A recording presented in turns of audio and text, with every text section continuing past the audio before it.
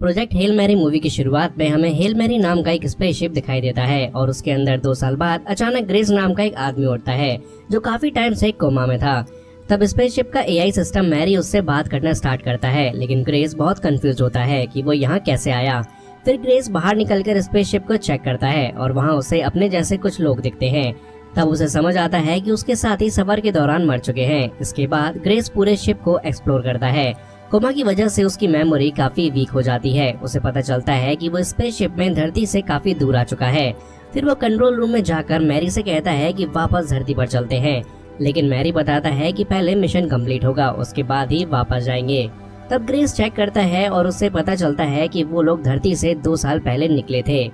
अब धीरे धीरे ग्रेस को अपनी पुरानी जिंदगी याद आने लगती है। उसे याद आता है कि वो एक टीचर था और बच्चों को पढ़ाता था। वो उन्हें science, specially molecular biology simple तरीके से समझाता था। फिर एक दिन एक लड़की उससे पूछती है क्या सच में सूरज यानी कि सन खत्म होने वाला है। तब ग्रेस उन्हें समझाता है कि सूर्य की किरणें सभी ग्रहों तक जाती है, लेकिन वीनस से एक अजीब सी वेव डिटेक्ट हुई है जिसे पेट्रोवल लाइंस कहा गया है। इन पेट्रोवल लाइंस के थ्रू वीनस का एक माइक्रो ऑर्गेनिज्म सूर्य तक पहुंच रहा है। इस ऑर्गेनिज्म की वजह से सूर्य की हीट धीरे धीरे कम हो रही है। इसका इफेक्ट सभी ग्रहों पर पड़ रहा था। साइंटिस्ट के हिसाब से लगभग 30 साल बाद धरती पर टेम्परेचर बहुत कम हो जाएगा और एक नया आइस एज आ सकता है जिसमें बहुत सारे लोग मर सकते हैं। ये सुनकर बच्चे डर जाते हैं, लेकिन ग्रेस उन्हें समझाता है कि डरने की जरूरत नहीं है क्योंकि दुनिया के बेस्ट साइंटिस्ट इस प्रॉब्लम पर काम कर रहे हैं और वो धरती को बचाने की पूरी कोशिश करेंगे। अब क्लास के बाद ग्रेस अक्सर अपनी ही दुनिया में खोया रहता था। तब वहाँ ईव नाम की एक बड़ी साइंटिस्ट उससे मिलने आती है। ईव को ग्रेस के पास के बारे में सब कुछ पता होता है। ग्रेस ने एक थ्योरी पर पेपर भी लिखा था जिसमें उसका मानना था कि बिना पानी के भी किसी भी ग्रह पर जीवन हो सकता है, लेकिन लोगों ने उसका मजाक उड़ाया था और इसी वजह से उसे साइंटिस्ट ग्रुप से निकाल दिया गया था। तब से वो टीचर बनकर काम कर रहा था। अब ईव ग्रेस को एक मौका देती है और कहती है कि वो अपनी थ्योरी प्रूव कर सकता है एक बड़े एक्सपेरिमेंट के थ्रू। फिर ग्रेस उसके साथ लैब में जाती है जहाँ ईव उसे एक सैंपल देती है। वो इस सैंपल को उसे चेक करने के लिए देती है। ग्रेस उसे स्टडी करता है और कहता है कि वो सैंपल किसी जीव जैसा लग रहा है, लेकिन कंफर्म करने के लिए उसे और टेस्ट करने पड़ेंगे। फिर ग्रेस उस सैंपल पर अलग अलग टेस्ट करता है, जैसे लाइट के इफेक्ट चेक करना। धीरे धीरे उसे पता चलता है कि वो एक अजीब सा एलिमेंटल ऑर्गेनिज्म है जो शायद एलियन हो सकता है क्योंकि वो धरती का नहीं लगता। और अब ईव ये सुनकर काफी खुश होती है। अब आगे जाकर ग्रेस समझ जाता है कि ये वही ऑर्गेनिज्म है जो सूर्य को ठंडा कर रहा है और ये पेट्रोवल लाइन से जुड़ा हुआ है। तब ये बताती है कि ग्रेस की थ्योरी सही थी। वीनस पर बिना पानी के जीव मिल गया है जो सूर्य की हीट कम कर रहा है। इस ऑर्गेनिज्म को उन्होंने नाम दिया है एस्ट्रोफेज। इस पर 130 साइंटिस्ट की टीम काम कर रही थी, लेकिन असली खोज ग्रेस नहीं की। तब ईव ग्रेस से पूछती है कि क्या वो आगे भी हेल्प करेगा। तब ग्रेस हाँ बोल देता है। फिर ईव ग्रेस को एक बड़े बेस पर ले जाती है। वहाँ वो बताती है कि उन्हें बहुत ज्यादा क्वांटिटी में एस्ट्रोफेज बनाना होगा। ग्रेस पूछता है कि क्यों, तो साइंटिस्ट बताता है कि एस्ट्रोफेज को स्पेसशिप के फ्यूल की तरह यूज किया जाएगा क्योंकि इससे स्पेसशिप बहुत फास्ट ट्रेवल कर सकता है। उनका प्लान होता है एक मिशन पर जाना जिससे धरती को बचाया जा सके।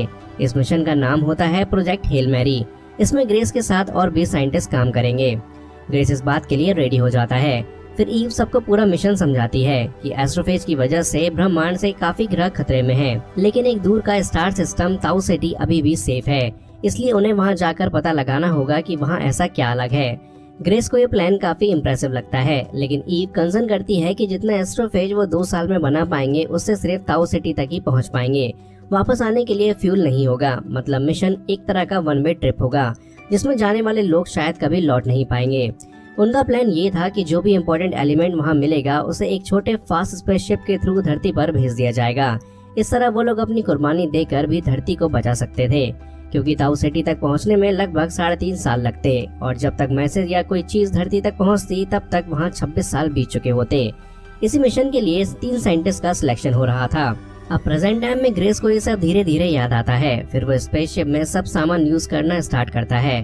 अपने दोनों मरे हुए साथियों की बॉडीज को वो रिस्पेक्टफुली बैग में डालता है। उनमें से एक मिस्टर लियू को वो जानता था। ग्रेस उन्हें रिस्पेक्ट देता है और स्पेसशिप में उनकी फाइनल विदाई कर देता है।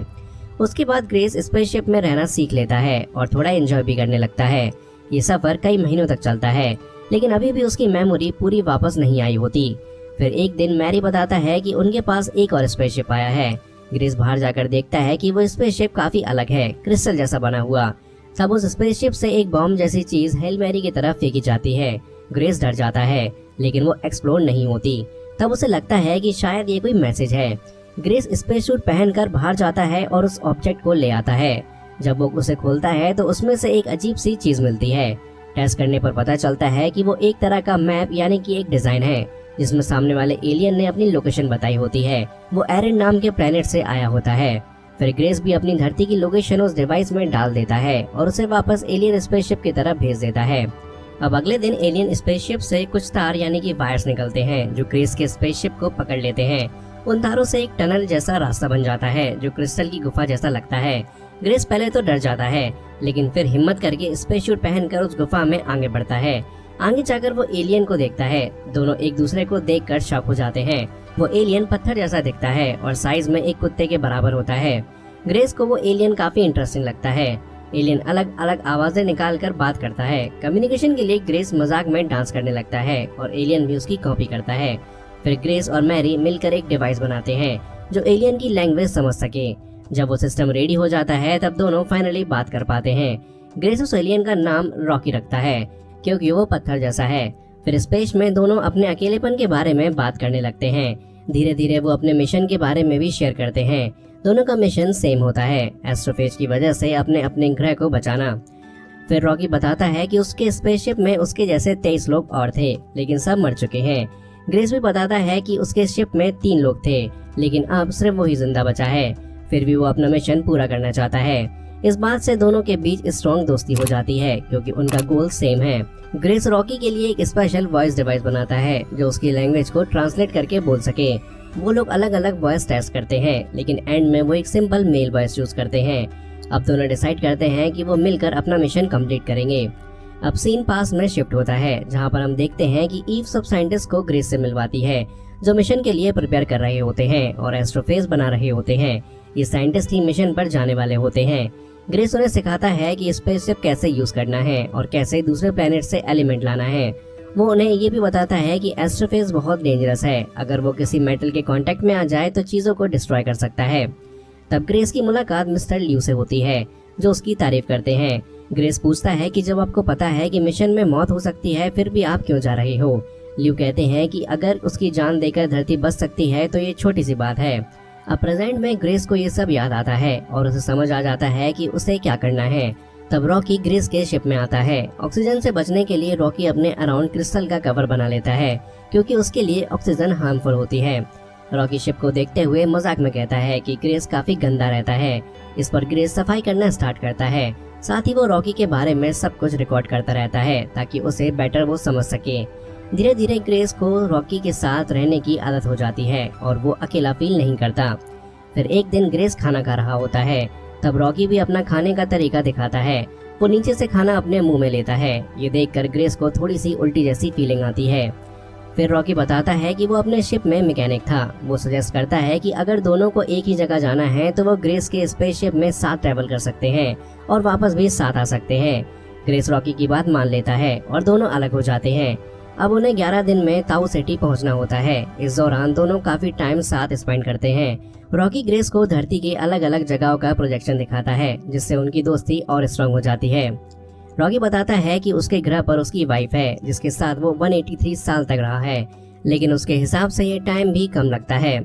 फिर रॉकी ग्रेस से उसकी गर्लफ्रेंड के बारे में पूछता है। ग्रेस बताता है कि उसकी भी एक गर्लफ्रेंड थी, लेकिन वो हमेशा काम में बिजी रहता था, इसलिए वो उसे छोड़कर किसी मार्क नाम के आदमी के साथ चली गई। ये सुनकर रॉकी कहता है कि उसे मार्क पसंद नहीं है और ये सुनकर ग्रेस थोड़ा खुश हो जाता है। अब 11 दिनों बाद दोनों टाउ सिटी के पास पहुंचते हैं। वहां उनका मेन मिशन होता है चेक करना कि पेट्रोवल लाइंस का एलिमेंट एस्ट्रोफेज जैसा है या फिर नहीं है। फिर दोनों स्पेसशिप ले जाकर वहां से सैंपल ले आते हैं। ग्रेस उस सैंपल को टेस्ट करता है और एस्ट्रोफेज से कंपेयर करता है। टेस्ट में पता चलता है कि उस एलिमेंट में भी लाइफ है, मतलब वो एक तरह का बैक्टीरिया है जो एस्ट्रोफेज से लड़ सकता है। ये उनके लिए बहुत बड़ी होप होती है, क्योंकि शायद इसी से वो सूर्य को बचा सकते हैं। लेकिन प्रॉब्लम ये है कि उन्हें उस एलिमेंट की बहुत ज्यादा क्वांटिटी चाहिए जो ताऊ सिटी के प्लेनेट के पास मिलेगी, इसलिए दोनों वहां जाने की प्रिपरेशन करते हैं। तब ग्रेस बताता है कि उसके स्पेसशिप में एस्ट्रोफेज फ्यूल कम है, इसलिए वो धरती पर वापस नहीं जा पाएगा और स्पेस में ही मर जाएगा। लेकिन वो प्लान करता है कि एलिमेंट को छोटे शिप से धरती पर भेज देगा ताकि धरती बच सके। ये सुनकर रॉकी अपसेट हो जाता है क्योंकि उसे ये पता नहीं था। वो कहता है कि मैं तुम्हें मरने नहीं दूंगा। ग्रेस कहता है कि तुमसे मिलना उसके लिए बहुत बड़ी बात है और वो खुश है कि मरने से पहले उसे एक दोस्त मिला था। साथ ही वो कहता है कि वो दोनों ग्रह को बचा लेगा। तब रॉकी कहता है कि उसके स्पेसशिप में बहुत ज्यादा एस्ट्रोफेज है जो वो ग्रेस को दे देगा। इससे ग्रेस अपने ग्रह तक वापस जा सकेगा। हाँ, इससे रॉकी को अपने ग्रह तक पहुंचने में 6 साल एक्स्ट्रा लग जाएंगे, लेकिन वो अपने दोस्त को मरने नहीं दे सकता। ये सुन के ग्रेस थोड़ा इमोशनल हो जाता है क्योंकि उसने जीने की उम्मीद छोड़ दी थी और फिर वो रॉकी को गले लगा लेता है। फिर पास्ट में दिखाया जाता है कि जहां ग्रेस और ईव ने स्पेसशिप रेडी कर लिया था, कुछ ही दिन में साइंटिस्ट की टीम मिशन पर जाने वाली होती है। तभी लैब में एक बड़ा एक्सप्लोजन हो जाता है। ये देखकर सब डर जाते हैं और सिचुएशन चेक करने लगते हैं। प्रेजेंट में ग्रेस और रॉकी ताउ सिटी के प्लेनेट के पास जा रहे होते हैं। वहाँ का एनवायरनमेंट काफी डेंजरस होता है। स्ट्रॉन्ग ग्रेविटी की वजह से स्पेसशिप डैमेज होने लगता है। फिर भी ग्रेस हिम्मत करके बाहर जाता है और बॉक्स में वहाँ के एलिमेंट्स कलेक्ट करना स्टार्ट करता है। उसे काफी देर तक बाहर रहना पड़ता है ताकि बॉक्स प्रॉपर्ली फिल हो जाए। इस पार्ट में ग्रेस को बाहर काम करते वक्त चोट लग जाती है और वो गिर पड़ता है। रॉकी डर जाता है लेकिन ग्रेस हिम्मत करके उठता है और बॉक्स पकड़ लेता है। स्ट्रॉन्ग ग्रेविटी उन्हें खींच रही होती है। फिर भी ग्रेस समहाउ बॉक्स के साथ वापस स्पेसशिप में आ जाता है। फिर वो वहाँ से जल्दी से निकलने लगते हैं, लेकिन स्पीड बढ़ाने की वजह से उनके एक इंजन में आग लग जाती है। सिचुएशन कंट्रोल से बाहर हो जाती है और एक एक्सप्लोजन होता है जिसमें ग्रेस घायल होकर बेहोश हो जाता है और स्पेसशिप का कंट्रोल खो देता है। रॉकी ये सब देखता है लेकिन सीधा हेल्प नहीं कर पाता। तब वो रिस्क लेता है और अपना क्रिस्टल वाला बॉक्स तोड़कर बाहर आता है। पहले स्पेसशिप का ऑटो पायलट ऑन करता है और फिर ग्रेस को उठाकर हाइबरनेशन चैम्बर में डाल देता है ताकि एआई मैरी उसका इलाज कर सके। फिर पास दिखाया जाता है जहाँ सिर्फ 2 दिन बाद हेल मैरी मिशन लॉन्च होना था, लेकिन मेन साइंटिस्ट टीम मर चुकी थी। अब लोग टेंशन में थी कि अब कौन जाएगा। तब सबकी नजर ग्रेस पर पड़ती है क्योंकि वो स्मार्ट है और मिशन के बारे में सब कुछ जानता है। लेकिन ग्रेस मना करता है और कहता है कि वो एक एस्ट्रोनॉट नहीं है। लेकिन ईव कहती है कि तुम ही इस मिशन के लिए बेस्ट हो। फिर भी ग्रेस रेडी नहीं होता, लेकिन कोई उसकी बात नहीं सुन रहा होता। प्रेजेंट में ग्रेस होश में आता है। मैरी उसे बताती है कि स्पेसशिप अब कंट्रोल में है। फिर ग्रेस देखता है कि रॉकी के बॉडी से मिट्टी जैसी चीज गिर रही है। वो आगे जाता है और देखता है कि रॉकी बॉक्स के अंदर पड़ा है और उसका रंग बदल चुका है। तब ग्रेस समझ आता है कि रॉकी मर चुका है और उसने ग्रेस की जान बचाने के लिए अपनी जान दे दी। ये देखकर ग्रेस बहुत दुखी होता है। फिर ग्रेस अपने लाए हुए एलिमेंट्स को टेस्ट करता है। जब वो उन्हें एस्ट्रोफेज के साथ टेस्ट करता है तो पता चलता है कि वो एलिमेंट एस्ट्रोफेज को डिस्ट्रॉय कर देता है और खुद बढ़ जाता है। इससे ग्रेस समझ आता है कि इसी वजह से ताउ सिटी का स्टार सेफ है।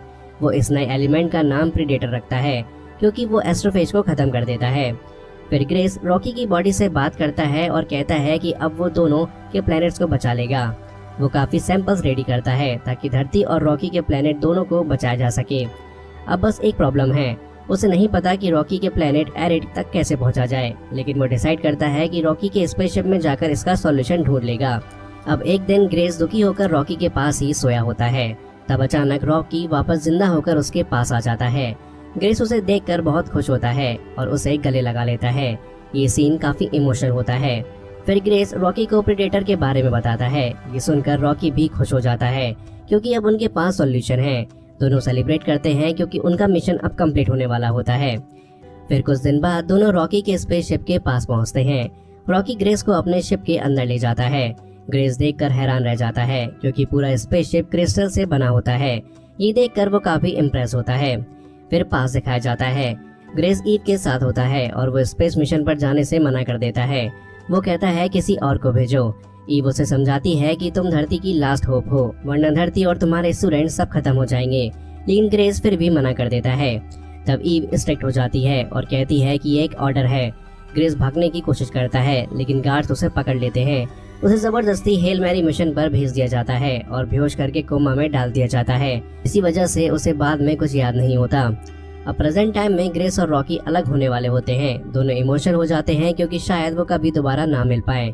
दोनों एक दूसरे को भाई बोलकर अलविदा कहते हैं और अपने अपने शिप्स में चढ़कर अपने घर की तरफ निकल जाते हैं। अब 11 महीने बाद ग्रेस धरती की तरफ ट्रैवल कर रहा होता है। तब उसके स्पेसशिप में एक अलार्म बजता है। चेक करने पर उसे पता चलता है कि प्रेडेटर के सैंपल एस्ट्रोफेज के कांटेक्ट में आकर उसे डिस्ट्रॉय कर रहे हैं, इसलिए दोनों को अलग रखना जरूरी होता है। लेकिन ग्रेस ने गलती से उन्हें पास रख दिया था। फिर ग्रेस सब प्रेडेटर सैंपल्स को सेफली पैक करता है और उनकी पूरी इन्फॉर्मेशन वीडियो में रिकॉर्ड कर देता है ताकि धरती पर लोग उसे समझ सके। फिर ग्रेस सोचता है कि शायद रॉकी के शिप में भी ये प्रॉब्लम हो सकती है, लेकिन अगर वो रॉकी को बचाने गया तो वो खुद धरती पर वापस नहीं जा पाएगा। ये उसके लिए बहुत बड़ा डिसीजन होता है। अब आखिर में ग्रेस डिसाइड करता है कि वो सेक्रीफाइस करेगा। वो प्रीडेटर के सैंपल छोटे छोटे शिप्स में डालकर धरती की तरफ भेज देता है और खुद अपने स्पेसशिप की डायरेक्शन बदलकर रॉकी के प्लेनेट एरेट की तरफ निकल पड़ता है। कुछ दिनों बाद ग्रेस को रॉकी का स्पेसशिप दिख जाता है। ग्रेस अपने स्पेसशिप से बाहर निकलकर रॉकी के शिप की गुफा यानी कि टनल में जाता है और उसे बुलाता है। रॉकी आता है और दोनों दोस्त मिलकर बहुत खुश हो जाते हैं क्योंकि अब वो फिर से एक साथ हैं और लंबा टाइम साथ रहने वाले हैं। फिर कई सालों बाद धरती का सीन दिखाया जाता है। वहाँ ईव अब 27 साल बाद काफी बूढ़ी हो चुकी होती है। सूर्य कमजोर होने की वजह से धरती पर आइस एज शुरू हो चुकी होती है, लेकिन ईव को ग्रेस के भेजे हुए प्रीडेटर के सैंपल और उसके वीडियोस मिल जाते हैं। वीडियोस से उसे रॉकी के बारे में भी पता चल जाता है और वो ये सब देखकर खुश होती है। अब ईव और बाकी साइंटिस्ट प्रीडेटर का यूज करके एस्ट्रोफेज को डिस्ट्रॉय करने में लग जाते हैं और धीरे धीरे धरती को बचाने का काम स्टार्ट हो जाता है। दूसरी तरफ ग्रेस अब एरिड प्लेनेट पर रह रहा होता है। एक दिन जब वो बाहर निकलता है तो रॉकी उसे मिलता है। रॉकी ने ग्रेस के लिए वहाँ एक ऐसी जगह बना दी होती है जो धरती जैसी लगती है ताकि ग्रेस कंफर्टेबल फील करे, और रॉकी ने ये भी अरेंज कर दिया होता है कि अगर ग्रेस कभी धरती पर वापस आना चाहे तो उसके लिए हेल मैरी स्पेसशिप भी रेडी है। तब ग्रेस कहता है कि वो इस बारे में सोचेगा। फिर दोनों दोस्त वहाँ खुशी से टाइम स्पेंड करते हैं और आखिर में ग्रेस वहाँ एक टीचर बन जाता है और एरिड के बच्चों यानी कि जो रॉकी जैसे दिखते हैं उनको पढ़ाता है। और इसी के साथ प्रोजेक्ट हेल मैरी मूवी की कहानी यहीं पर खत्म हो जाती है।